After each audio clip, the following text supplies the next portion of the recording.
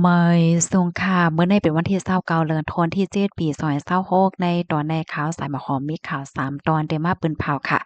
วันตาเปิ้นได้ก็เฮาค่ะมาถ่อมด้วยข่าวโหในโอ้ยก็ฮักกันไข่ผัดกันในแฮวก็เอาโผก็เหลียวกันในเหลือเส้นนั้นก็ได้มีข่าวเงาอันที่สนใจเที่ยงค่ะวันตาเปิ้นได้ก็มาถ่อมด้วยข่าวโหในก่อนค่ะเนาะเมื่อวันที่29เดือนธันวาคมที่7ปี2026ในมีข่าวเงาออกมาว่านางยิ่ง3ก็เป็นพี่น้องกันเป็นโอ้ยก็กันฮักกันนะว่าไข่ผาดกันนั่นน่ะเนาะจังไรแต่ตัดสินใจเหี่ยวก็แต่หน้าเฮิรนจอมผู้ใจายก็เหลียวกันในก็แต่เลยว่าเป็นข่าวเงาที่อันมาแห้งว่าอยู่ที่เมืองอินเดียค่ะวายหลังเสมีร้องปืนแพแคบหางคลิปวิดีโอนางยิงสาว3ก่อค่ะเฮ็ดปล่อยปางแขกจอมผู้ใจายก่อหนึ่งตีในวัดย่องตีหนึ่ง ในเมืองโอตราประเทศเมืองอินเดียค่ะหลวงในก็มีก้นปันตั้งหันถึงและมีหลวงเถงกันอยู่ตั้งนำตั้งหลายจังไหนคะนางยิ่งสาวในคลิปนั้นแต่ก่อนใน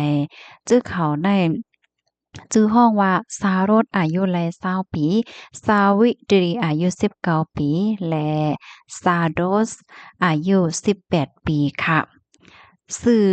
ในปื้นที่ลาวว่า2ก้อตา2ก้อนั้นเป็นพี่น้องกันเถียงก้อหนึ่งซ้ำเป็นลูกพี่ลูกน้องกันจังไหนเจ้าหมาในซ้ำชื่อห้องว่า Vigas ในอ่าผู้ใต้ก็ได้แด่เป็นก้นถ่ายแคบหางปันจื้อเขาค่ะเนาะเมื่ออ่อนหน้าเข้าไปในไลแต่นาเฮิรนโฮมกันได้เขาก็ดีกว่าจ้อมกันตาเสียว่าเป็นโอ้ยก็โอ้ยซีกันจังไหนนั้นค่ะน่ะนางหญิงสาว3ก้อนในก็เป็นก้นที่เปิ้นถ่ายแคปหางถ่ายคลิปถ่ายคอนเทนต์จังเนี่ยเนาะผู้จ่ายก็ซ้ำเป็นก้นหยิบแคมราเสียก็ถ่ายบันเขาจังได๋ค่ะ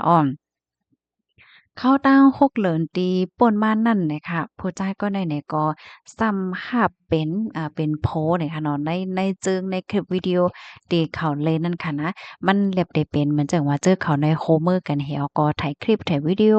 ถ่ายจึงปอดว่าซังว่าเฮ็ดจังไหนต่างเฮ็ดจังเนี่ยถึงที่เฮ็ดให้เจอเขาในก็มีลวงจำใจกันจังได๋นั้นค่ะน่ะเนาะมื้อแต่มันอันเขาเปิ้นแพ้ก็ได้ก็เปิ้นก็ยุ่มค่ะเนาะเปิ้นก็วนว่าเขาไถหนัง ถ่ายคอนเทนต์ว่าสังว่าเฮ็ดจั่งไหนกุ้ยข่าวยามสืบมาเจอเขาในก็เลยออกมายืนยันลาดว่าเป็นรองแต้อเนี่ยเนาะมีนางเยี่ยงก็หนึ่งอันไข่เหนซับเลี้ยงเนี่ยว่าเจอเขาได้เฮ็ดก่อกันมาจะเมื่อเป็นลูกอ่อนยาวค่ะ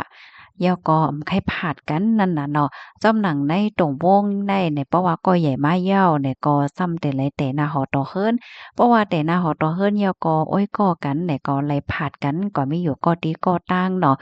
บางก็ได้ผ่านกันกว่ามีอยู่ก็วันก็เมืองค่ะดอกไผๆก็อยู่จอมนาหอตอเฮิรนหั้งไผหั้งมันเฮ็ดให้น่าจังแม่นหือเจอเขาแต่ก็แหน่ซ้ำไผผาดกันนั่นน่ะเนาะตุกค่าคานใจนะเนเสแลจังไรเด็บตัดสินใจเหี่ยวก็แต่นะเฮิรนจอมผู้ใจายก็ไหนเปิดตาให้เจอเขาเลยอยู่โฮมๆจอมกันกว่าในอ้อม เจอเขาในก็ยืนยันว่าเขานั้นก็อย่าเย้าและลองตัดสินใจในปอกำในก็มีลวงยอมกูฝ่ายเจอเขาตั้ง4ก้อเนี่ยค่ะเนาะก็ยอมพร้อมใจกันเสียแลจังไรเป็นมากก็เปิ้จังนั้นแหละย้อนให้คนตั้งนำได้อย่าไปเก้ออย่าไปว่าเขาเย้าเย้าก็อย่าแค่นต่อหันถึงลวงอันที่เขาไลเฮ็ดสร้างกว่าได้เขาก็แหย่แลวนไล่ตัดสินใจไล่หั้งเขาเย้าเฮ็ดจังไหนคะตั้งฝ่าย Vegas เนี่ยก็ลาดว่าบรรจัยก็ยอมรับค่ะเนาะระหว่างผู้ใจายรองผู้หญิงตั้ง3เนี่ยมาเป็นแม่นางมั่นจายจั่งไหนค่ะนะย้อนว่าเข้าใจถึงลองว่าจื้อเขาในเป็นโอ้ยหลีกันเนาะเฮ็ดก่อกันมายาวเนี่ยก็นับย้ำลวงแต่ตัดสินใจของก้นกูก็เฮ็ดจั่งไหนค่ะนะสาวก็หนึ่งลาเทียงว่าเฮาค้าในเฮ็ดก่อกันมาจะเมื่อเฮาเป็นล้วนก็เลขนั่นแหยวค่ะสอนเจ้าหนังว่าวันหนึ่งมาไหนเฮาซ้ำแต่ไรผาดแผกันก็อยู่ก็ดีก็ต่างว่าจังไหนแต่เล็บได้หยาบเพิดได้เดะค่ะเมื่อเฮาคาฮู้ว่าก้นเฮาคาในเพราะว่าก็ใหญ่มายอก็ซ้ำแต่ไรแต่นะหอต่อเฮิรนเพราะว่าแต่นะหอต่อเฮิรนยอก็แต่ไรผาดกันค่ะเนาะมังก็ในค่ะนะถึงตีว่นนำคำใจเหี่ยวก็ขึงว่นปอดลูกก่อนค่ะก้อยกะว่าเอากว่าเอามาในเฮาค่ะเนี่ยก็ตัดสินใจเนาะ แทนที่เฮาคาได้มาเซาเว้าหมองตกค้าคานใจอยู่นั่นแหละ เฮาคาได้ตัดสินใจหาลอกไล่ที่อันว่าเฮาเตะจังอยู่จ้อมกันไล่กว่าข้าวยาวเลยที่อำโลผาดกันในแหวก็เฮาจังไลได้ตัดสินใจว่าแต่นาเฮือนจอมโพจ่ายก็เหลียวกันเฮ็ดจังไหนอ้อเฮากูก็ได้เป็นผู้ใหญ่ยาวค่ะลองตัดสินใจเฮาก็เป็นลวงเต็มอกเต็มใจอ้อว่าเฮ็ดจังไหนข้าวย่ำสืบมากค่ะตั้งฝ่ายศาสนาเนาะเปิ้นก็อ่อนกันมีความถามว่าลองเฮ็ดตั้งสร้างจังหนังไหนได้มันจ้อมเปิงศาสนาโยเฮ็ดจังไหนแลมาเจ้อเนี่ยก็ปันตาหันถึงว่าสร้างว่าเจ้าเขาก็ใหญ่ยาวเขาเลยได้ตัดสินใจสิเฮ็ดก็มันเป็นศูนย์แลของเจ้าเขารู้เฮ็ดไหนเนาะ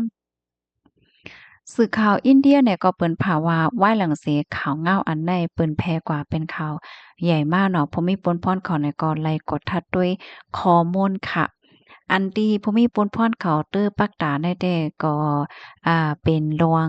นางก่อนหนึ่งค่ะเนาะชื่อฮาวาซานโดสแน่นางเนี่ยเกิดเมื่อปี2011เมื่อเลียวเนี่ยก็อายุในเตตึกมีอยู่15ปีกุ้ยอ่ำใจ18ปีจำหนังที่อันมานั่งลาดเนี่ยค่ะอ้อ เพราะว่าอายุมันน่าจังหาเลย18ปีกล้วยเด้ก็มันจ้อมเปิงนั่นคั่นน่ะลวงแต่หน้าเฮิรนปอกกำแหน่ก็มันจังผิดปักเปิงลายลองว่าแต่หน้าเฮิรนจ้อมลูกอ่อนเฮ็ดจังไหนอ้อก็บ่นั้นแลเมื่อเหลียวภูมิพลพรเขาได้ทัดด้วยเถียงกำว่านางก็แน่ๆอายุใน15 18หาแหละเจ้าไหนนั่นน่ะเนาะ หรือเสนั้นตั้งฝ่ายผู้มีปนพรเขาก็ที่ห้องพ่อแม่ตั้งสองฝ่ายเนี่ยมาตองมาถามลองตั้งมันเป็นจึงหือมีจึงหือพองเนี่ยเนาะสังคมรอบผันว่ามีลองแต่นะเฮิรนจอมหลวนแต่เนี่ยก็ได้เอาตั้งผิดกว่าจำหนังปักเปิงหมายมีวันเมืองมีเนี่ยค่ะข้อมูลตอนนี้ก็คาเลยเป็นมาที่ห้องการข่าว NDTV ต่างไว้ในพี่น้องค่ะถอมข่าวโหนยาวหันเถินจึงหือพอง มันก็ว่าโอ้ไปวนจังไหนก็แก่อยู่ลูอำไรผัดอำไรยานกันจังแหนอะเนาะมันเจ้อก็มันใจร้ายมันหล่อเนี่ยนะพี่น้องเขาคาโลซ้ำหันถึงจึงหือพวงเนี่ยค่ะก็ปันตาหันถึงมาลายเนี่ยค่ะโอ้โฮเฮาถ่อมข่าวโหในก้วยซัมบ่มี7มินิเดียวกำใดเฮามาถ่อมด้วยข่าวเงาเที่ยงโหนึงค่ะในก็เป็นกอที่เมืองไทยเนี่ยค่ะมื้อวันที่28เดือนธันวาคม7ปี2026ข้าวยามกลางคืน9:13นค่ะ ตั้งฝ่ายผู้มีพลพรเขาไล่รับตึงลาดว่าไล่เป็นไฟไหม้ตีในเคินตึกตีหนึ่งตีเซนตั้งจันทน์แขวงทุ่งวัดดอนเขตสาทรเมืองเกาะกรุงเทพดังฝ่ายผู้มีพลพรเขาในก็จังได้ลงพื้นที่เสียกว่ากว่าทัดโดยเพราะว่ากว่าถึงยาวตีอันเป็นนั่นเป็นเฮิรนตึก4จันทน์ค่ะเป็นปื้นตีอันเปิ้นแหม่งเป็นลอกเหี่ยวก็ให้ค่าจังไหนค่ะนะ ตีจันสองนั่นค่ะก็เป็นเสียงตั้งกินปิ้งย่างตั้งกินจะป่านจะเสียงใหญ่จังไหนค่ะก็มีกวนไฟว่าสังว่าจังไหนออกมาลูกก้าเปิ้นก่อยกินนั่นเปิ้นก็อ่อนกันตกตกใจเหี่ยวก็คีบเน็ตปลายออกตีเสียงล้านหั้งไผมันค่ะตั้งฝ่ายผู้มีปนพ่นเขาในก่อนเลยคีบเน็ตกว่าแคหมอดไฟจังไหนค่ะก้นอันไรรับรองตั้งจี้ว่าก้นรู้สึกว่าสังว่าจังไหนได้ก็มีเนี่ยค่ะอยู่ดีผู้มีปนพ่นเขาในก็เตต้องถามลองตั้งไล่โหย่อยย่ามันกว่าเที่ยงกำหนึ่งว่าจังไหนอ้อม กำในเฮาค่ะมาถ่อมด้วยข่าวเงาเที่ยงโหนึงค่ะในก่อติงยับก้มโตไหลก้นเขาเมืองอ่ำจอมเปิงมื้อวันที่27เดือนธันวาคมปี2026ข้าวยามกลางในลา11โมงค่ะพอมีปนพรโฮมปลิกเหมืองจี้ไล่ออกกดทัดในปื้นตีค่ะเพราะว่ากว่าถึงตีหิมห้อมตีลือก้นเหตุการณ์วานหมูเปิงเมืองจี้เจเวงเมือง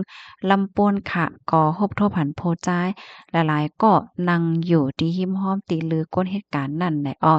มีฝั่งห่างอันแปลกๆเปิงๆค่ะเผื่อว่าหันพอมีปนพ่อนเขาย่อเนี่ยก็เจอเขานั่นไล่อ่อนกันเลียนปลายเข้าซ้อนกว่าอยู่ที่ในลือก้นเหตุการณ์จังไหนกำนันพอมีปนพ่อนเขาเนี่ยก็จังไล่จอมหาค่ะเนาะแลไล่แหน่ตัวว่าเป็นพอมีปนพ่อนนะเนี่ยสิย้อนด้วยวัดไหวจื้อเขาค่ะ เจอเขานั่นซ้ำในอำจังเอาวัดไว้มาแหน่แลในตั้งฝ่ายพมีปนพรเขาเนี่ยก็จังไลต้องไลถามสิไลฮู้ว่าเจอเขาในเป็นก้นหยานเมืองค่ะเขามาในเมืองไทยเขามาตั้งปอตอนหนองอุกในค่ะว่าเนี่ยนะอารุโนไทยจะเว้งแก้งลาใจตอนเก้งใหม่เนี่ยค่ะตั้งฝ่ายพมีปนพรเขาเนี่ยก็จังไลเอาโตจื้อเขากว่า ส่งก่อที่โฮมปลีเปิดอาปันตัวต่ำตั้งพี่จำหนองปักเปิงหมายมีวานเมืองมีนั่นวานไหนค่ะคอมมอนตอนในก่อคาไลเปิงเอียงออกมาที่โฮมปลีเมืองจีต่างไว้เนี่ยค่ะอ๋อเพราะว่าเฮาค่ะมาด้วยแต่ก่อนแลบได้เป็นก้นใต้ก็จังเป็นไรค่ะเนาะก็เพราะว่าอยู่ลำปุ้นยอก็เข้าดังหนองอกเฮ็ดจังไหนค่ะว่าแน่เมื่อเหลียวได้เปิ้นก็มีลงแข็งๆกดทัดแฮงจังหนังว่านั้นยาวค่ะ หาบเถายอหันถึงจังหือก็บ่ได้หันถึงมาเลยค่ะอ๋อมื้อสงค่ะ